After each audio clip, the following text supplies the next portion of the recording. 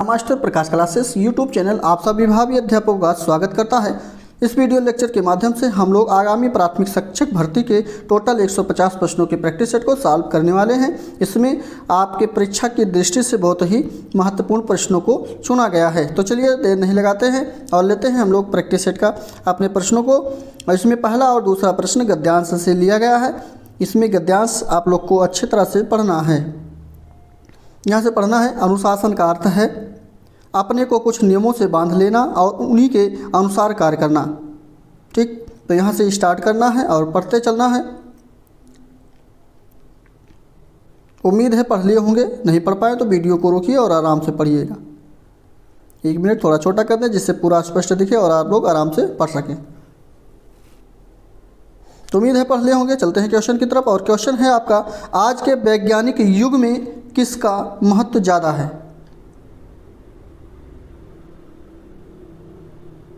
तो इसमें अनुशासन का महत्व ज़्यादा है। ऑप्शन नंबर यहाँ पे सी बिल्कुल सही ऑप्शन हो जाएगा। क्लियर, गद्यांश पढ़े होंगे अच्छी तरह से तो आंसर आपको अनुशासन बिल्कुल मिल रहा होगा। सी ऑप्शन सही होने के साथ नेक्स्ट प्रश्न बढ़ेंगे। और दूसरा प्रश्न है, जो गद्यांश है इसका उपयुक्त शीर्षक कौन सा है? तो शीर्षक अनुशासन का महत्व ही है, अनुशासन से ही संबंधित ये गद्यांश है, इसलिए भी बिल्कुल सही ऑप्शन हो जाएगा। और उसी के साथ अगला प्रश्न आपका स्क्रीन पर तीसरा चौथा प्रश्न है, ये पद्यांश से लिया गया है। कविता है, इस कविता को आप लोग आराम से अच्छे से पढ़ेंगे। चलिए यहाँ से स्टार्ट करना है और पढ़ते जाना है।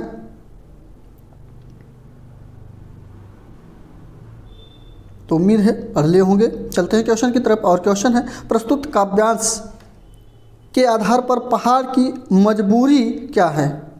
पहाड़ की मजबूरी क्या है, चलिए बताइए। तो यहाँ पे उसकी मजबूरी अकेले खड़े रहना है। ऑप्शन सी बिल्कुल सही ऑप्शन हो जाएगा। क्लियर, चल इसी के साथ अगला प्रश्न है, प्रस्तुत गद्यांश में, माफ कीजिए काव्यांश जो है, प्रस्तुत काव्यांश में एकांकी शब्द किस संदर्भ में प्रयुक्त हुआ है? एकाकी शब्द जो है वो किस संदर्भ में प्रयोग हुआ है? तो यहाँ पे सी बिल्कुल सही ऑप्शन, अकेला होना, इसका सी बिल्कुल सही ऑप्शन हो जाएगा। ठीक, बहुत अच्छे। इसी के साथ अगला प्रश्न है, इसमें पूछा गया है कि कनक कनक के सौगुनी में अलंकार बताइए। जहाँ पर शब्दों का रिपीटेशन होता है, पुनरावृत्ति होती है, वो कौन सा अलंकार होता है? तो यमक अलंकार होता है। ऑप्शन नंबर यहाँ पे ए बिल्कुल सही ऑप्शन हो जाएगा। और उसी के साथ अगला प्रश्न आपके स्क्रीन पर, उच्चारण की दृष्टि से ध्वनि में कितने भेद हैं? ध्वनि के कितने भेद होते हैं वो भी उच्चारण की दृष्टि से पूछा जा रहा है यहाँ पे। तो पहला ही ऑप्शन आपका 3 होता है। ऑप्शन नंबर ए बिल्कुल सही ऑप्शन हो जाएगा। कौन कौन से होते हैं? तो संयुक्त होता है और संपृक्त होता है और युग्मक होता है, तीनों होते हैं। ऑप्शन नंबर यहाँ पे ये बिल्कुल सही ऑप्शन। और इसी के साथ अगला प्रश्न है, अष्टपंचासन का तद्भव रूप बताइए। तो यहाँ पे भी बिल्कुल सही ऑप्शन 58 हो जाएगा। अष्टपंचासन का जो तद्भव रूप होगा वो 58 हो जाएगा। ये संस्कृत में लिखा गया है, मतलब 85 को, माफ़ कीजिए 85 कह रहे हैं, 58 को। ठीक, तो यहाँ पे ऑप्शन नंबर जो है भी बिल्कुल सही ऑप्शन हो जाएगा। और अगला प्रश्न है, अधोलिखित का विलोम शब्द बताइए। 1 मिनट, क्या पढ़ रहे हैं भाई? अधोगामी है भाई, अधोगामी, माफ़ कीजिएगा मैंने थोड़ा गलत पढ़ दिया। यहाँ पे अधोगामी का विलोम शब्द बताना है। तो यहाँ पे ऑप्शन नंबर जो सही होगा वो बी बिल्कुल सही हो जाएगा, ऊर्ध्वगामी हो जाएगा। अधोगामी का क्या होगा? ऊर्ध्वगामी होगा। ऑप्शन नंबर भी बिल्कुल सही ऑप्शन। और उसी के साथ अगला प्रश्न आपके स्क्रीन पर है, इसमें पुत्र, कामदेव और बेटा, पुत्र, कामदेव और बेटा तीनों शब्दों के लिए प्रयुक्त होने वाला एकार्थी शब्द बताना है। तो इसको आत्मज कहते हैं। क्या कहते हैं? आत्मज। सी बिल्कुल सही ऑप्शन। अगला प्रश्न है, मिठास शब्द में कौन सी संज्ञा है? मिठास शब्द में संज्ञा बताइए।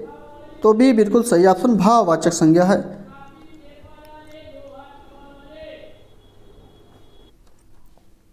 चलिए 11वें नंबर प्रश्न पे चलते हैं। इसमें मगरमच्छ का स्त्री रूप क्या होगा? देखिए, कुछ शब्द ऐसे होते हैं जिनमें आगे मादा लगा करके स्त्रीलिंग बना दिया जाता है और नर लगा करके पहले पुल्लिंग बना लिया जाता है। तो ऐसे शब्द ये हैं, मगरमच्छ के आगे मादा लगा दिया जाएगा तो ये स्त्रीलिंग हो जाएगा, इसलिए भी बिल्कुल सही ऑप्शन इसका होगा मादा मगरमच्छ कहलाएंगे। ठीक, और इसी के साथ अगला प्रश्न है, उचित विभक्ति और चिन्ह सहित भरना है इसको। प्रत्येक प्रश्न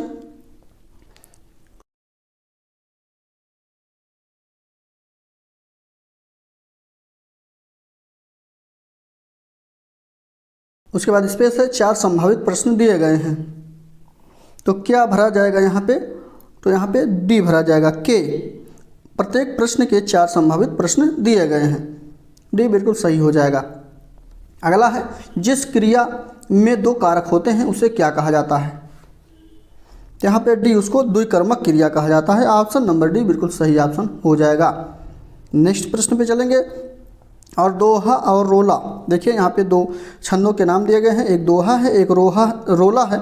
इनके दोनों के संयोग से कौन सा छंद बनता है, तो कुंडलियाँ बन जाती हैं। ऑप्शन नंबर सी बिल्कुल सही ऑप्शन इसका होगा। और उसी के साथ अगला प्रश्न आपके स्क्रीन पर है, उस काल मारे क्रोध के तन कांपने लगा, माफ कीजिए, उस काल मारे क्रोध के तन कांपने उसका लगा, मानो हवा के बेग से सी सोता हुआ सागर जगा। तो पंक्ति में रस बताना है, कौन सा रस होगा, तो 15 में ऑप्शन नंबर सी बिल्कुल सही ऑप्शन हो जाएगा। यहाँ पे रौद्र रस का ये उदाहरण है, ऑप्शन नंबर सी बिल्कुल सही ऑप्शन हो जाएंगे। इसी के साथ 16 और 17 नंबर का प्रश्न ये इंग्लिश के पोर्शन से लिया गया है। इसमें ये पैराग्राफ्स हैं, पैसेज है, इस पैसेज को आराम से पढ़ना है। चलिए यहाँ से पढ़ना है, यहाँ तक पढ़ लीजिएगा, और साथ साथ क्वेश्चन भी आपको दिखा दें। चलिए 16 नंबर का क्वेश्चन भी दिख रहा है, और कमेंट करके आप लोग को क्वेश्चन के आंसर भी बताना है।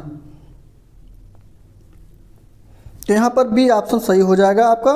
ठीक, और इसके अंग्रेजी के और संस्कृत के पोर्शन के केवल हम ऑप्शन को बताएंगे, आप लोग मिलान करते रहिएगा कि इन दोनों पोर्शनों में, यानी 15 क्वेश्चन इसमें और 10 क्वेश्चन उसमें, 25 क्वेश्चन में आपके कितने प्रश्न सही बनते हैं।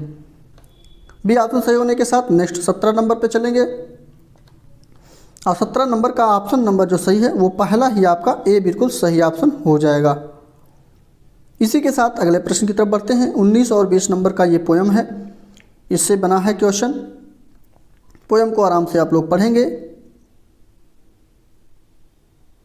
चलिए क्वेश्चन की तरफ चलते हैं। Mothers loves you, mother loves you, तो यहाँ पे 18 का डी बिल्कुल सही ऑप्शन हो जाएगा, इन एनी कंडीशंस। इसी के साथ नेक्स्ट 19 नंबर का प्रश्न है, इसका ऑप्शन बी बिल्कुल सही हो जाएगा। एन एडजेक्टिव है ये, ग्लाड जो शब्द लिखा है ये क्या है, तो एडजेक्टिव है। क्लियर, तो यहाँ पे भी बिल्कुल सही ऑप्शन होने के साथ 20, 21 और 22 नंबर का प्रश्न डायरेक्ट क्वेश्चन देना है इसका। चलिए देखते हैं। 20 नंबर का प्रश्न में ऑप्शन नंबर भी बिल्कुल सही हो जाएगा, गेट वेल अंटिल। यहाँ पे आपको एरर कौन सा है वो देना है, पार्ट में एरर, तो यहाँ पे भी बिल्कुल सही ऑप्शन होगा। और इसी के साथ अगला प्रश्न है आपका 21 नंबर का, इसमें आपको इनडायरेक्ट स्पीच में चेंज करना है।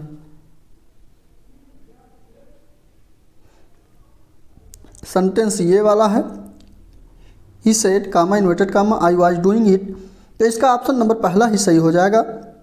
He said to that he had been going doing it, option number यहाँ पे ए पहला ही सही हो जाएगा। और इसी के साथ अगला प्रश्न है, यहाँ पे पश्चिम वॉइस में चेंज करना है। द रूम वाज क्लीन्ड, इसको जब चेंज करेंगे तो डी ऑप्शन बिल्कुल सही हो जाएगा। Someone cleaned the room, option number D सही होने के साथ नेक्स्ट प्रश्न पे चलेंगे। और नेक्स्ट प्रश्न में आपको जो है सही आर्टिकल चूज करके फिल करना है।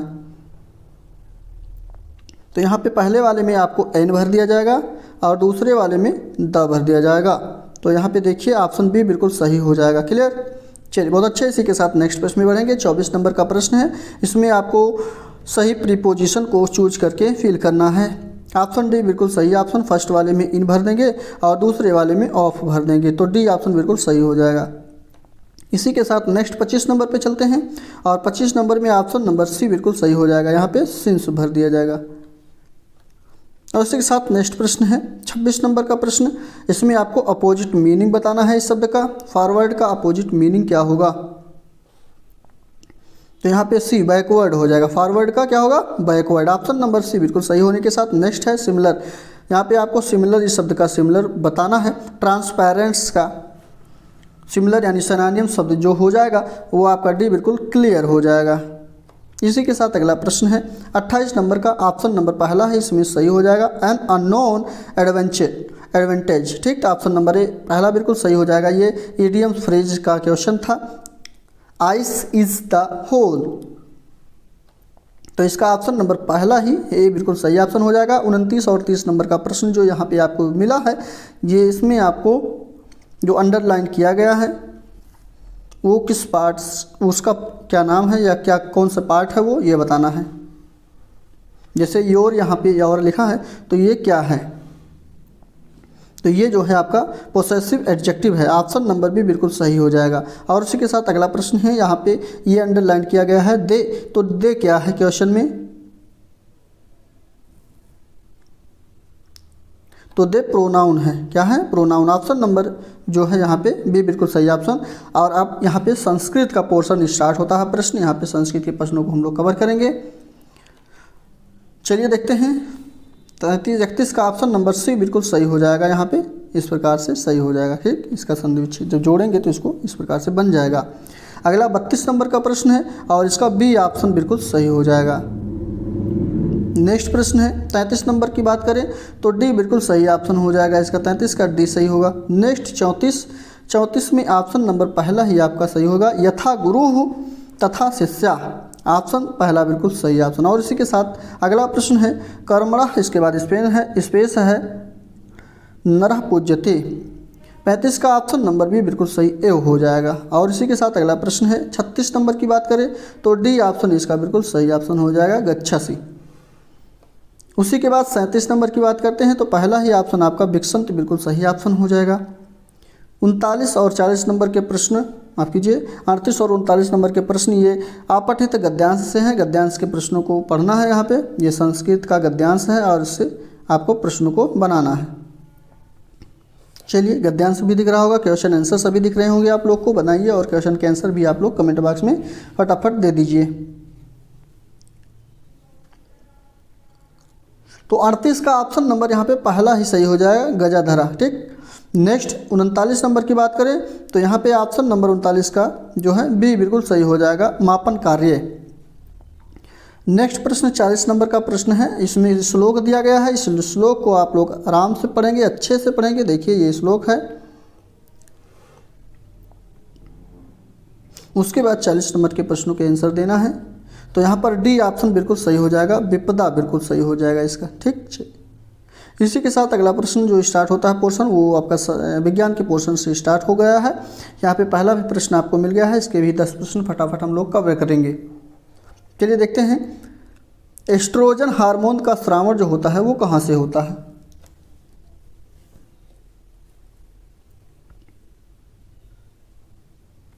चलिए कमेंट करके बताइए। वैसे बात करें एस्ट्रोजन हार्मोन की तो ये महिला मतलब क्या कहते हैं, स्त्रीलिंगों में ये हार्मोन उत्पन्न होता है और ये अंडाशय से निकलता है। ठीक, कहाँ से, अंडाशय से स्रावन होता है। ऑप्शन नंबर यहाँ पे भी बिल्कुल सही ऑप्शन आपका हो जाएगा। और इसी के साथ अगला प्रश्न है, वैश्विक ऊष्मण का मुख्य कारण क्या है। वैश्विक ऊष्मण का मुख्य कारण क्या है, चलिए कमेंट करके बताइए। 42 नंबर का ऑप्शन नंबर आपका पहला ही सही हो जाएगा, वातावरण में कार्बन डाइऑक्साइड की अधिक मात्रा के कारण ही वैश्विक ऊष्मण का मुख्य कारण है। यानी कि तापमान जो वृद्धि होती है पर्यावरण में वो किसके कारण होता है, तो कार्बन डाइऑक्साइड की अधिकता के कारण होता है। ऐसा प्रश्न होना चाहिए था, ये बिल्कुल सही ऑप्शन। अगला प्रश्न है, अधिक वजन होने एवं व्यायाम न करने से क्या होता है। यदि आपकी मान लेते हैं, आपकी ही उदाहरण लेते हैं, आपका वजन अधिक हो जाता है और आप व्यायाम नहीं करते हैं तो आप में जो क्या कहते हैं समस्याग्रस्त होंगे। किससे समस्याग्रस्त, उच्च रक्तचाप से होंगे, निम्न रक्तचाप से होंगे या फिर मधुमेह से हो जाएंगे। तो यहाँ पे ऑप्शन पहला ही सही हो जाएगा, जो है आपका ब्लड प्रेशर जो है वो हाई हो जाएगा। ऑप्शन नंबर पहला बिल्कुल सही ऑप्शन हो जाएगा। और इसी के साथ नेक्स्ट प्रश्न है, एक समान त्वरण का एक उदाहरण क्या है। तो एक समान त्वरण का एक उदाहरण जो है वो स्वतंत्रता पूर्वक गिरता हुआ पिंड है। ऑप्शन नंबर पहला बिल्कुल सही ऑप्शन हो जाएगा। और उसी के साथ अगला प्रश्न जो है वो वह न्यूटन बल क्या होगा जो 0.1 किलोग्राम द्रव्यमान की वस्तु को त्वरित कर सके। ये आपका न्यूमेरिकल टाइप का क्वेश्चन है, इसमें कुछ करना नहीं है। थोड़ा इसको हम डिटेल में बता देते हैं सॉल्व करके। देखिए इसमें कुछ करना नहीं था आपको, केवल यफ बराबर जो होता है वो यम ए होता है, द्रव्यमान गुणित त्वरण होता है। और यहाँ पे आपको जो बल दिया गया है 0.1 किलोग्राम का जो दिया गया है न्यूटन बल दिया गया है, और आपको जो अगला दिया गया है वो 0.1 किलोग्राम द्रव्यमान की वस्तु का त्वरित कर सके ये पूछा गया है।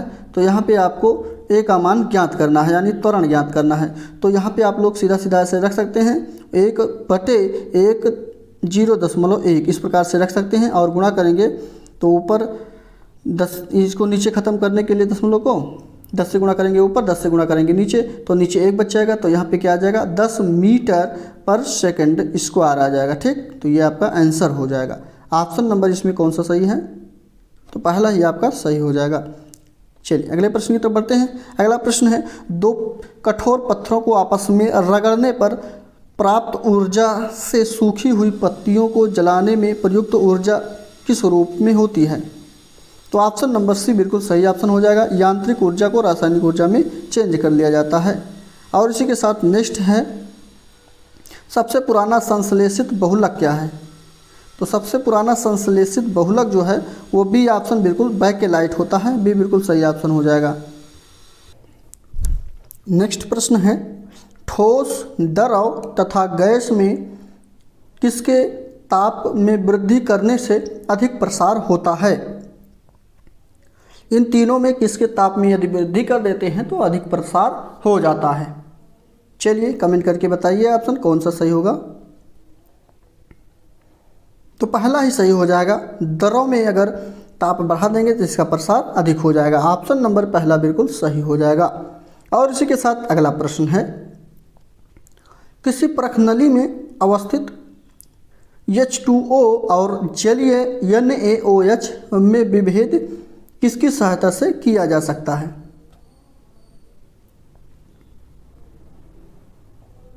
तो यहाँ पे ऑप्शन नंबर जो है वो आपका बी बिल्कुल सही हो जाएगा। लाल लिटमस के द्वारा किया जा सकता है। बी बिल्कुल सही ऑप्शन हो जाएगा।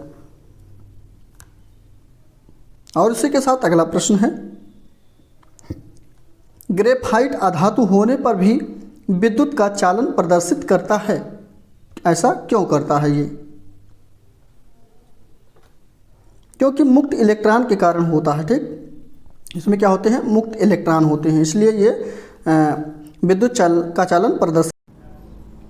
तो चलिए अगला पोर्शन लेते हैं हम लोग, और ये पर्यावरण अध्ययन से लिया गया है। इसमें हम लोग 10 प्रश्नों को कवर करेंगे, उसके बाद टॉपिक वाइज सभी प्रश्नों को देखेंगे। तो पहला प्रश्न है, पृथ्वी के सबसे नज़दीक का ग्रह कौन सा है? ऑप्शन आप लोग कमेंट बॉक्स में लिखते रहेंगे। अच्छा प्रश्न है। तो यहाँ पे ऑप्शन नंबर जो सही हो जाएगा वो भी बिल्कुल सही हो जाएगा। शुक्र जो है ये पृथ्वी के सबसे नज़दीक का ग्रह है, और ये पृथ्वी का जुड़वा बहन के नाम से भी जाना जाता है, ये ध्यान रखिएगा। ठीक, तो यहाँ पे ऑप्शन नंबर भी बिल्कुल सही ऑप्शन होने के साथ अगले प्रश्न पे चलते हैं। और अगला प्रश्न आपका, भारत में तांबे का सबसे अधिक उत्पादक राज्य कौन सा है? तो अपने भारत में जो राज्य है वो अग्रणी राज्य राजस्थान है। और आप लोग सुने होंगे राजस्थान का एक खेतड़ी नामक क्षेत्र है जहां पर तांबे का सबसे अधिक उत्पादन किया जाता है। तो यहां पे ऑप्शन नंबर जो है ए बिल्कुल सही ऑप्शन हो जाएगा, राजस्थान। इसी के साथ अगला प्रश्न है, गांधी जी ने करो या मरो का नारा कब दिया था? अच्छा प्रश्न है, और अक्सर परीक्षा में पूछा जाने वाला ये प्रश्न है कि गांधी जी के द्वारा करो या मरो का नारा कब दिया गया था? तो ये करो या मरो का नारा जो है 1942 में जब भारत छोड़ो आंदोलन चलाया जा रहा था, स्टार्ट किया गया था, तभी जो है महात्मा गांधी के द्वारा करो या मरो का नारा दिया गया था। और ये जो है मुंबई के एक ग्वालियर नामक टैंक स्थान था, वहीं पे जो है ये बैठक किया गया था, तो ये नारा दिया गया था। ठीक, तो ऑप्शन नंबर यहाँ पे सी बिल्कुल सही ऑप्शन हो जाएगा। और उसी के साथ अगला प्रश्न आपके स्क्रीन पर है, बौद्ध भिक्षुओं और उनके शिष्यों के प्रार्थना अथवा सभागृह क्या कहलाते हैं? चलिए देखते हैं ऑप्शन नंबर इसका जो सही हो जाएगा वो ऑप्शन आपका बी बिल्कुल सही ऑप्शन हो जाएगा, यानी कि चैत्य कहा जाता है। क्या कहा जाता है? चैत्य। ऑप्शन नंबर यहाँ पे बी बिल्कुल सही ऑप्शन हो जाएगा। और उसी के साथ अगला प्रश्न आपके स्क्रीन पर, इसमें कहा गया है कि सर्वेंट ऑफ इंडिया सोसाइटी की स्थापना कब और किसके द्वारा की गई है? चलिए बताइए फटाफट ऑप्शन कौन सा हो जाएगा यहाँ पे। सर्वेंट ऑफ इंडिया सोसाइटी की स्थापना जो किया गया है ये 1905 में गोपाल कृष्ण गोखले के द्वारा किया गया। ऑप्शन नंबर भी बिल्कुल सही ऑप्शन होने के साथ अगले प्रश्न की तरफ बढ़ चलते हैं। और अगला प्रश्न आपके वित्त आयोग का गठन किसके द्वारा किया जाता है? जो वित्त आयोग होता है इसका गठन जो है किसके द्वारा किया जाता है? इस प्रश्न में ये पूछा गया है। ऑप्शन के रूप में है प्रधानमंत्री के द्वारा, लोकसभा अध्यक्ष के द्वारा, राष्ट्रपति के द्वारा या फिर मुख्य न्यायाधीश के द्वारा। 76 ऑप्शन नंबर सी बिल्कुल यहाँ पे राष्ट्रपति के द्वारा वित्त आयोग का गठन किया जाता है। सी बिल्कुल सही ऑप्शन हो जाएगा। चलिए अगले प्रश्न की तरफ बढ़ चलते हैं। और अगला प्रश्न सबसे अच्छा और इम्पोर्टेंट प्रश्न है। यहाँ पे देखिए भारत के संविधान के किस अनुच्छेद में लोक सेवा आयोग यूपीएससी की बात किया गया है? इस संबंध में प्रावधान दिए गए हैं। तो यहाँ पे ऑप्शन बी बिल्कुल 315 में यूपीएससी यानी लोक सेवा आयोग के संबंध में प्रावधान दिया गया है। बी बिल्कुल सही ऑप्शन हो जाएगा। अगला प्रश्न है भारत की 12वीं व अंतिम पंचवर्षीय योजना का काल कब से कब तक था? यानी 12वीं पंचवर्षीय योजना जो रही यही आपकी अंतिम पंचवर्षीय योजना थी। इसके बाद आपका योजना आयोग आता है और उसके बाद जो है 10 वर्षों का कार्यकाल स्टार्ट हो जाता है। ठीक, तो यहाँ पे देखिए ऑप्शन नंबर जो सही हो जाएगा वो सी बिल्कुल सही ऑप्शन हो जाएगा। ये 12 से लेकर के 17 तक चलता है। और सी ऑप्शन सही होने के साथ अगले प्रश्न की तरफ बढ़ेंगे। और अगला प्रश्न आपका स्क्रीन पर, भारत में रेशम का सबसे अधिक उत्पादक राज्य कौन सा है? रेशम का सबसे अधिक उत्पादक राज्य जो है वो कर्नाटक। ऑप्शन नंबर यहाँ पे पहला बिल्कुल सही ऑप्शन हो जाएगा। और उसी के साथ नेक्स्ट अगला प्रश्न, दंपा बाघ रिजर्व किस प्रदेश में स्थित है? चलिए कमेंट करके आप लोग आंसर देते रहें, बहुत अच्छे। यहाँ पे भी बिल्कुल मेघालय सही हो जाएगा और मेघालय ऑप्शन बिल्कुल सही ऑप्शन इसका हो गया। अगला प्रश्न है, आत्मसम्मान किस प्रकार का अभिप्रेरण माना जाता है? और आप लोग जो स्क्रीन पर पीडीएफ देख रहे हैं उसके बारे में आप लोग जानते ही हैं, तो आप लोग ज़रूर से ज़रूर पीडीएफ को ख़रीद लें। यह आपकी परीक्षा के लिए बहुत ही हेल्पफुल होगा। और अब तक लगभग कह सकते हैं हज़ारों की संख्या से अधिक लगभग 2 व्हाट्सएप ग्रुप इसमें फुल हो चुके हैं। और अब आप लोगों को ये व्हाट्सएप ग्रुप पर न दे करके टेलीग्राम पर ये उपलब्ध कराया जा रहा है। क्लियर? तो यहाँ से आप लोग उसको परचेज कर सकते हैं। तो यहाँ पे 80 नंबर में बी बिल्कुल मेघालय में स्थित है। और इसी के साथ अगला प्रश्न 81 नंबर प्रश्न पे हम लोग थे। इसमें आत्मसम्मान किस प्रकार का अभिप्रेरण माना जाता है ये बताना है। तो यहाँ पर भी बिल्कुल सही ऑप्शन हो जाएगा। ये वाह अभिप्रेरण जो है माना जाता है मान सम्मान आत्मसम्मान। ऑप्शन नंबर यहाँ पे भी बिल्कुल सही ऑप्शन। और इसी के साथ अगला प्रश्न है, परस्पर सूचनाओं तथा विचारों का आदान प्रदान क्या कहलाता है? सूचनाओं का या विचारों का जो आदान प्रदान होता है ये परस्पर क्या कहलाता है? तो ये संप्रेषण कहलाता है, जिसको वार्तालाप कहते हैं। ठीक, ऑप्शन नंबर ए बिल्कुल सही ऑप्शन। इंग्लिश में इसी को जो है कम्युनिकेशन भी कहा जाता है। इसी के साथ अगला प्रश्न आपका, बालक को शिक्षा के लिए अध्यापक के समक्ष ले जाना कौन सा संस्कार कहलाता है? जब बालक को गार्जियन अपने बालक को शिक्षक यानी अध्यापक के पास ले जाता है और संस्कार दिलाने के लिए, तो वो क्या कहलाता है? तो वो उपनयन संस्कार कहलाता है। ऑप्शन नंबर पहला बिल्कुल सही हो जाएगा। अगला प्रश्न है, NIVH national institute of visually handicapped का मुख्यालय कहाँ पर स्थित है? तो भी बिल्कुल देहरादून। ऑप्शन नंबर भी बिल्कुल सही हो जाएगा, उत्तराखंड के देहरादून में स्थित है। और इसी के साथ अगला प्रश्न है, भारत में अनिवार्य शिक्षा की संकल्पना सर्वप्रथम किसने की थी? चलिए, गोपाल कृष्ण गोखले, महात्मा गांधी, जवाहरलाल नेहरू या फिर मौलाना अबुल कलाम आज़ाद जी। ऑप्शन आपके स्क्रीन पर है, कमेंट करके दें आंसर कौन सा सही हो जाएगा। यहाँ पे 85 का। तो अनिवार्य शिक्षा की संकल्पना की बात करें तो गोपाल कृष्ण गोखले के द्वारा किया गया। ऑप्शन नंबर ए बिल्कुल सही ऑप्शन होगा। अगला प्रश्न है, विश्वविद्यालय शिक्षा आयोग का गठन वर्ष 1948 में किसकी अध्यक्षता में किया गया? और ये आज़ादी के बाद जो है कह सकते हैं आज़ादी के बाद या आज़ादी का पहला शिक्षा आयोग का गठन किया गया है। यहाँ पे ये भी ध्यान रखिएगा इसका, ठीक। तो ऑप्शन नंबर बी बिल्कुल सही ऑप्शन, ये डॉक्टर एस राधाकृष्णन की अध्यक्षता में इसको किया गया। ऑप्शन नंबर बी बिल्कुल सही हो जाएगा।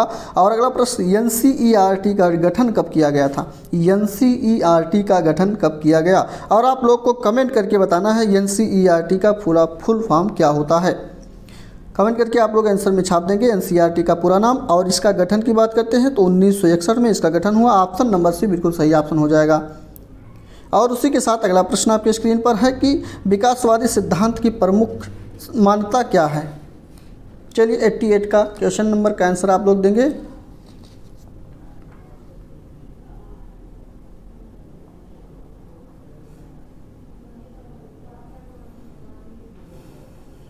चलिए देखते हैं। यहाँ पे देखिए हमने आप लोग से पूछा था एनसीईआरटी का पूरा नाम, तो एनसीईआरटी का पूरा नाम है national council of educational research and training, ठीक। तो और इसका मुख्यालय की बात करते हैं तो मुख्यालय दिल्ली में है एनसीईआरटी की, और 1961 में इसका गठन हुआ है, ठीक। यहाँ पे अगला प्रश्न भी पूछा गया था कि विकासवादी सिद्धांत की प्रमुख मान्यता क्या होती है? तो इसकी मान्यता यह है कि भाषा का विकास धीरे धीरे होता है, अर्थात भाषा विकासशील है। भाषा कैसी है? तो भाषा विकासशील है। तो यहाँ पे विकासवादी सिद्धांत के बारे में बात किया गया था, तो ऑप्शन नंबर यहाँ पे पहला बिल्कुल सही ऑप्शन हो जाएगा। और उसी के साथ अगला प्रश्न है लोक जुम्बिश। देखिए यहाँ पे लोक जो जुम्बिश योजना है, इसके अंतर्गत किस राज्य में शिक्षा में मूलभूत सुधार प्रक्रिया प्रारंभ की गई है? तो सी बिल्कुल सही ऑप्शन, ये राजस्थान में किया गया है। सी ऑप्शन सही होने के साथ अगला प्रश्न है एक शिक्षा एक सहयोग। एक शिक्षा एक सहयोग यह मॉडल शिक्षा की किस विधा से संबंधित है? तो ये समावेशी शिक्षा से संबंधित है। ऑप्शन नंबर सी बिल्कुल सही ऑप्शन। और उसमें चाहे जिस प्रकार के बालक हों, चाहे वो अक्षमता से संबंधित बालक हों या किसी भी प्रकार से विकार से संबंधित हो, चाहे वो मानसिक हो या पिछड़े बालक हों या मंदबुद्धि के बालक हों, वो सभी एक साथ बैठकर शिक्षा जब ग्रहण करते हैं तो उसी को समावेशी शिक्षा का नाम दिया गया है, ठीक। और उसी के तहत एक शिक्षा एक सहयोग मॉडल शिक्षा विधि संबंधित है। ऑप्शन सी इस प्रश्न का बिल्कुल सही था। और अगला प्रश्न 91 का नंबर आता है, इसमें छात्र की प्रयोगात्मक दक्षता के आकलन का प्रयुक्त तरीका कौन सा है? तो उपयुक्त तरीका कौन सा है ये बताना है। बहुत अच्छा, बी बिल्कुल अवलोकन होगा। यहाँ पे अवलोकन सही ऑप्शन हो जाएगा। और उसी के साथ अगला प्रश्न आपके स्क्रीन पर, किस स्तर के बच्चों अपने समकक्षी वर्ग के सक्रिय सदस्य बनते हैं? तो यहाँ पे भी किशोरावस्था के जो बच्चे होते हैं वो अपने समान यानी अपने ही कक्षा के वर्ग के सक्रिय बच्चों के साथ अपनी सदस्यता ग्रहण करते हैं, मतलब उन्हीं के साथ रहना पसंद करते हैं। बी बिल्कुल सही ऑप्शन होने के साथ अगला प्रश्न लेते हैं, समावेशी शिक्षा का उद्देश्य क्या है?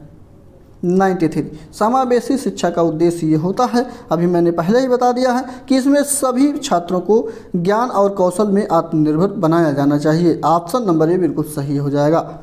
और उसी के साथ अगला, बुद्धि के द्विशक्ति सिद्धांत का प्रतिपादन किसने किया? बुद्धि के द्विशक्ति सिद्धांत का प्रतिपादन किसने किया है?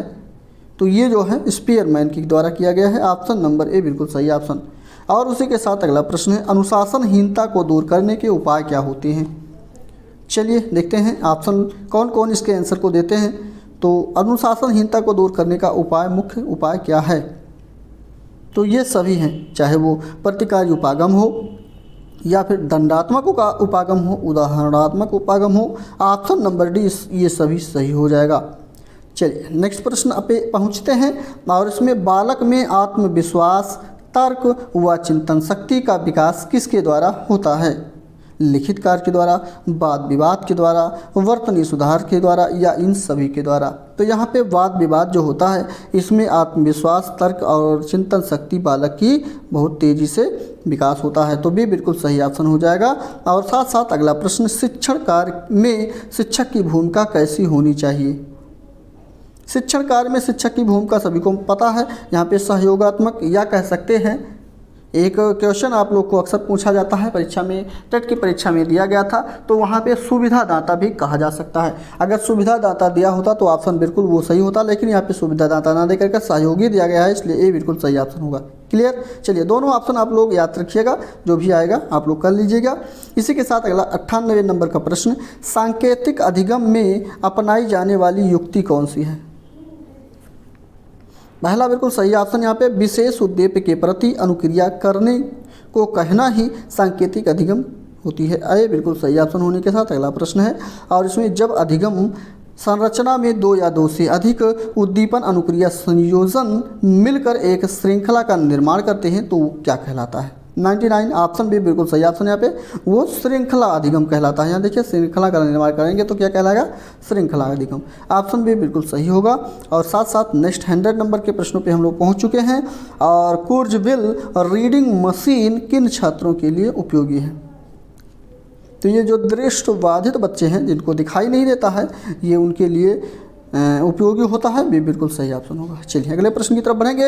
अब ये लगभग 100 नंबर से 101 नंबर से लगभग 30 प्रश्नों के हम लोग जीएस के साथ साथ यानी कि सामान्य ज्ञान के साथ साथ करंट के भी प्रश्न इसमें देखने के लिए आपको मिलेंगे। और करंट के प्रश्न जो है थोड़ा पुराने हो चुके हैं, क्योंकि हम लोग पुराने प्रैक्टिस सेट को सॉल्व कर रहे हैं, तो उसको हम लोग हो सकता है स्किप करना पड़ जाए, तो उसके लिए कोई दिक्कत नहीं है। आप लोग नए करंट अफेयर पे फोकस बनाए रखिए। चलिए देखते हैं।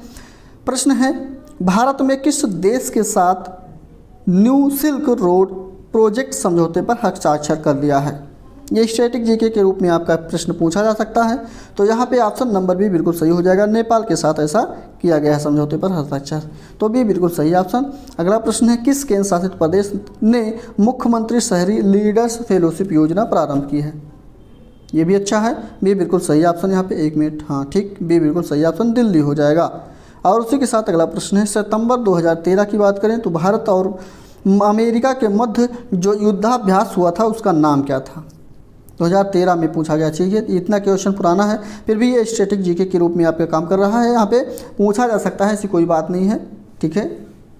तो यहाँ पे सी व्यापाम बिल्कुल सही ऑप्शन हो जाएगा। और उसी के साथ अगला, सौभाग्य योजना प्रारंभ की गई थी। तो सौभाग्य योजना जो है किस लिए प्रारंभ की गई थी ये बताना है। तो यहाँ पे हर घर बिजली पहुँचाने के लिए इसको शुरुआत की गई थी। ऑप्शन नंबर यहाँ पे पहला बिल्कुल सही। इसी के साथ अगला प्रश्न है कि किस शहर में युवा सड़क सुरक्षा लाइसेंस कार्यक्रम प्रारंभ किया गया है? तो यहाँ पर भी बिल्कुल सही, नई दिल्ली के द्वारा ऐसा किया गया है। अगला प्रश्न है, भारत में किस शहर में प्रधानमंत्रियों पर एक संग्रहालय बनाया जाना है? नई दिल्ली, कोलकाता, चेन्नई, शिमला।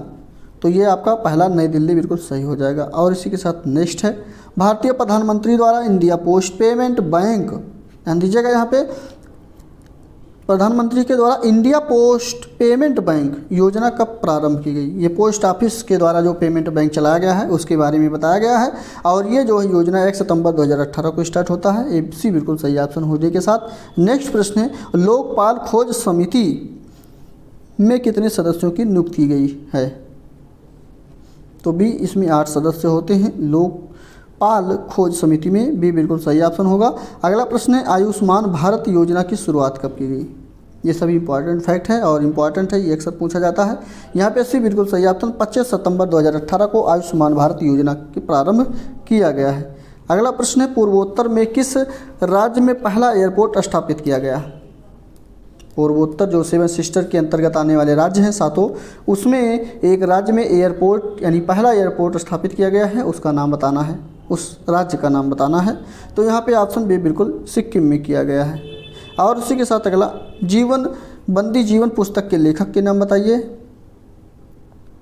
तो सचिंद्र जो है सान्याल नाम है इनका, यहाँ पे सचिंद्र लिखा है, सचिंद्र सान्याल इनका नाम है पूरा, जो है बंदी जीवन पुस्तक के लेखक यही हैं। ये बिल्कुल सही ऑप्शन होगा।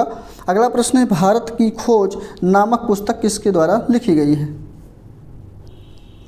तो यहाँ पे पहला ही ऑप्शन हो जाएगा सही आपका, जवाहरलाल नेहरू के द्वारा भारत की खोज नामक पुस्तक लिखी गई है। अगला प्रश्न है, अंतर्राष्ट्रीय परमाणु ऊर्जा एजेंसी, जिसको हम लोग AIEA का कहते हैं शॉर्टकट में, उसका मुख्यालय कहाँ है और कब स्थापित किया गया है? बहुत अच्छा प्रश्न है। परमाणु ऊर्जा एजेंसी की बात किया गया है, तो यहाँ पे ऑप्शन नंबर पहला वियना बिल्कुल सही ऑप्शन हो जाएगा। और उसी के साथ अगला प्रश्न है, ओ स्मार्ट योजना, ध्यान दीजिएगा, ओ स्मार्ट योजना क्या है? तो ये जो है पहला ऑप्शन सही होगा। यहाँ पे महासागर विकास से जुड़ी 16 उप परियोजनाओं की सम्मिलित योजना को ही ओ स्मार्ट योजना कहा जाता है। ये बिल्कुल सही ऑप्शन होने के साथ अगला प्रश्न है कि किस भारतीय धावक ने 18वें एशियाई खेलों के 12वें दिन पुरुषों की 15 मीटर स्पर्धा में स्वर्ण पदक जीत लिया है। 15 का भी बिल्कुल सही ऑप्शन यहाँ पे जिनसन जॉनसन ऑप्शन बिल्कुल भी सही हो जाएगा। इन्हीं के द्वारा 1500 मीटर स्पर्धा का स्वर्ण पदक जीता गया है। और अगला प्रश्न साथ साथ एकीकृत बाल विकास योजना के अंतर्गत आंगनबाड़ियों के कितने लाभार्थियों को गर्म पका हुआ भोजन एवं घर ले जाने हेतु राशन देने का लक्ष्य रखा गया है। तो ये पहला ही ऑप्शन होगा। लगभग 10 करोड़ यहाँ पे इसका लक्ष्य रखा गया है। ये बिल्कुल सही ऑप्शन होगा। अगला प्रश्न है हाल ही में किस राज्य में स्वदेश दर्शन योजना के अंतर्गत पहली जनजातीय सर्किट परियोजना का उद्घाटन किया गया। तो यहाँ पर भी पहला सही हो जाएगा। ये छत्तीसगढ़ राज्य के द्वारा किया गया। ऑप्शन नंबर ए बिल्कुल सही हो जाएगा। यहाँ पे केवल आप लोग को केवल इतना याद रखना है कि स्वदेश दर्शन योजना, क्या रखना है, स्वदेश दर्शन योजना यही रखना है। और ये जनजातीय सर्किटों के लिए चलाया गया है। ठीक, ये बिल्कुल सही होगा छत्तीसगढ़। अगला प्रश्न है प्रधानमंत्री नरेंद्र मोदी ने हाल ही में वीडियो कॉन्फ्रेंसिंग के जरिए किस देश में 3 आधारभूत परियोजनाओं का संयुक्त रूप से उद्घाटन किया है। तो ये बांग्लादेश में किया है। डी बिल्कुल सही ऑप्शन होगा। साथ साथ अगला प्रश्न है किसे हाल ही में भारत का मुख्य न्यायाधीश नियुक्त किया गया है। चलिए देखते हैं। तो यहाँ पे ऑप्शन नंबर आपका डी बिल्कुल सही हो जाएगा। जस्टिस रंजन गोगोई। ये ऑप्शन के अनुसार 2018 की यहाँ पे करंट अफेयर को हम लोग पढ़ रहे हैं, लेकिन वर्तमान में कौन है तो यू ललित हैं। ये ध्यान रखिएगा, कौन है, यू ललित हैं वर्तमान में। चलिए, मुख्य न्यायाधीश के रूप में कौन कार्यभार संभाल रहे हैं तो यू ललित सिंह हैं। ये पुराना है इसलिए यहाँ पे डी ऑप्शन सही होगा। अगला प्रश्न है उत्तर प्रदेश के मुख्यमंत्री योगी आदित्यनाथ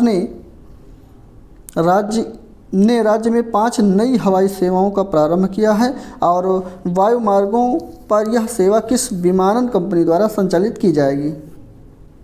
तो ये स्पाइस जेट के द्वारा की जाएगी। भी बिल्कुल सही ऑप्शन होगा।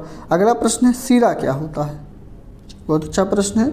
सीरा धमनी तो ये आप लोग पढ़े ही होंगे बायोलॉजी के अंतर्गत। तो यहाँ पे ऑप्शन नंबर पहला ही सही हो जाएगा। सीरा जो होता है वो रक्त को हृदय तक पहुँचाने का कार्य करने वाली वाहिका है। मतलब कह सकते हैं कि पूरे शरीर से जो खून ले जा करके हृदय तक पहुंचाती है वो सिरा कहलाती है। और जो हृदय से पूरे शरीर तक पहुंचाती है वो धमनी कहलाती है। तो यहाँ पे ऑप्शन नंबर पहला बिल्कुल सही।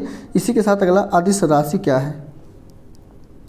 पहला ही ऑप्शन यहाँ पे सही होगा। जिन राशियों का परिमाण होता है दिशा नहीं होता है उसे अदिश राशियाँ कहते हैं। और जिस राशियों के परिमाण और दिशा दोनों होते हैं उसको सदिश राशियाँ कहा जाता है।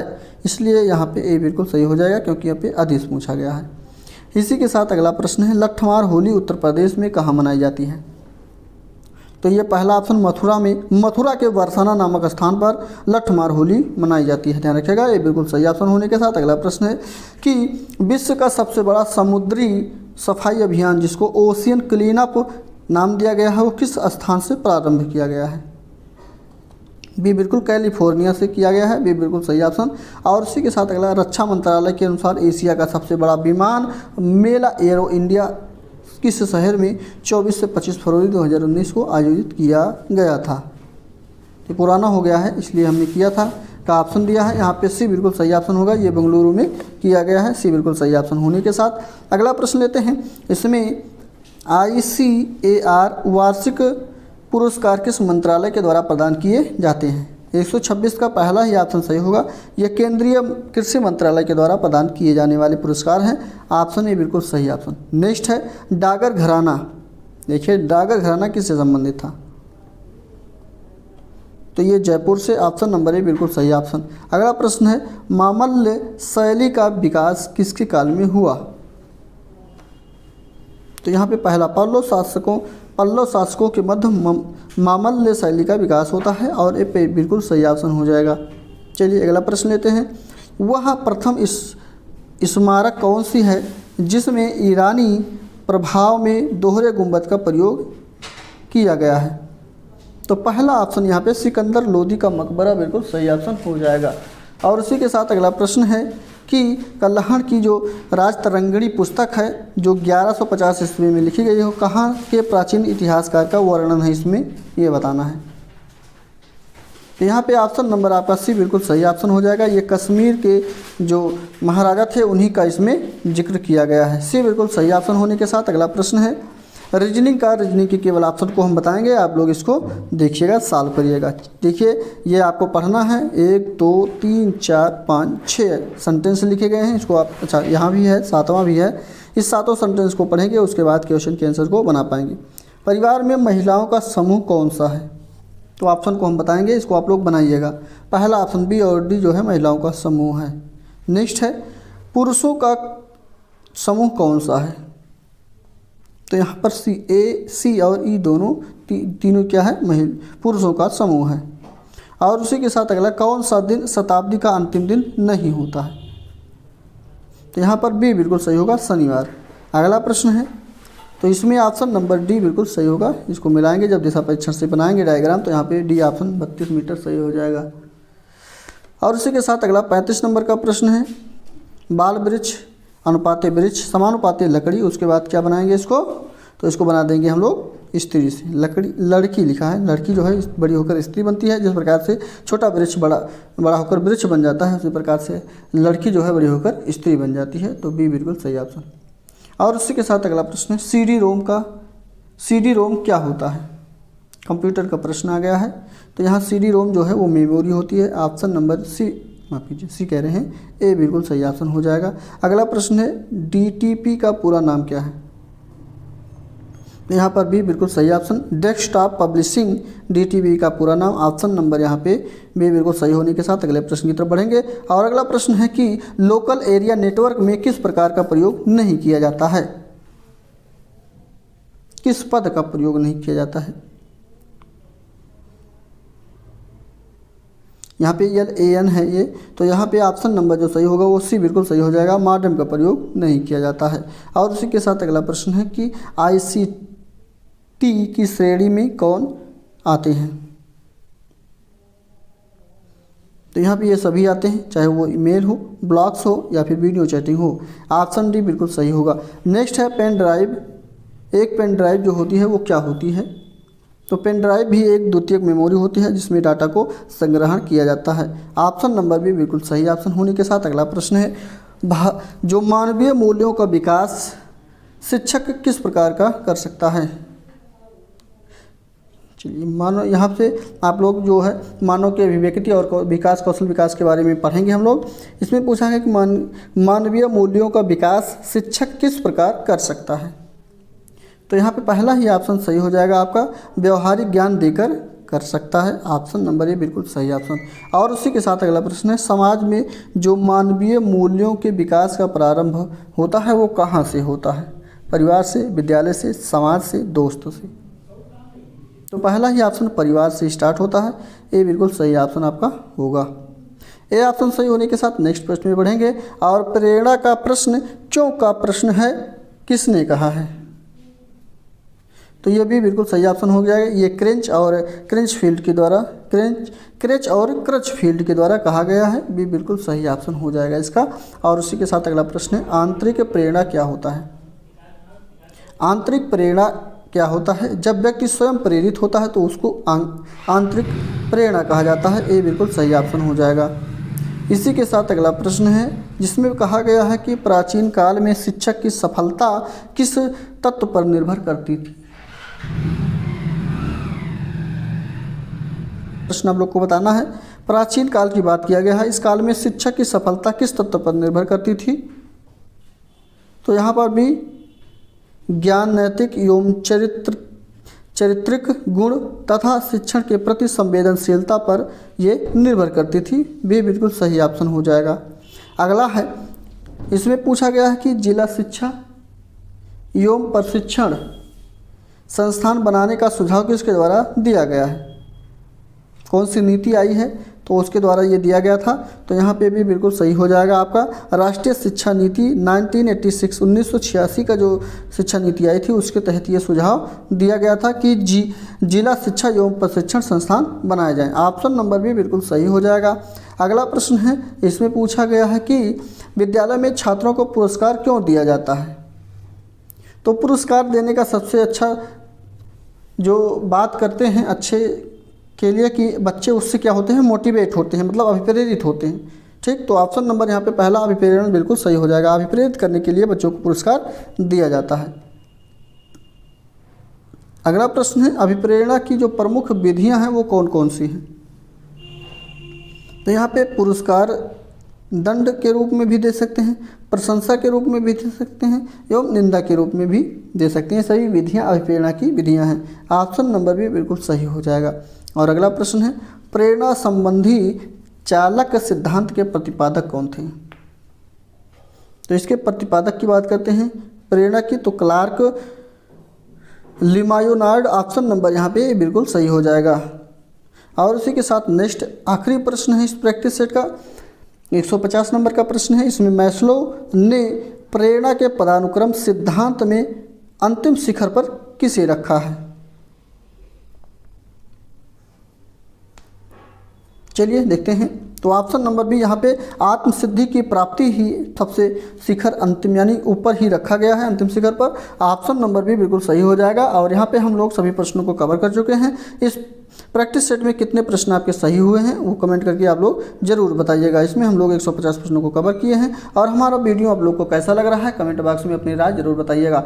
और जो भी हमारे नए साथी जुड़कर प्रैक्टिस सेट को सॉल्व कर रहे हैं, वीडियो को अभी तक लाइक से सब्सक्राइब नहीं किए हैं तो फटाफट कर लें, जिससे कि समय समय से नोटिफिकेशन मिलता रहे। उसके लिए बेल आइकन की घंटी को भी दबा दें। तो चलिए ऐसे ही हमारे साथ बने रहिए। मिलते हैं अगले प्रैक्टिस के साथ। तब तक के लिए धन्यवाद।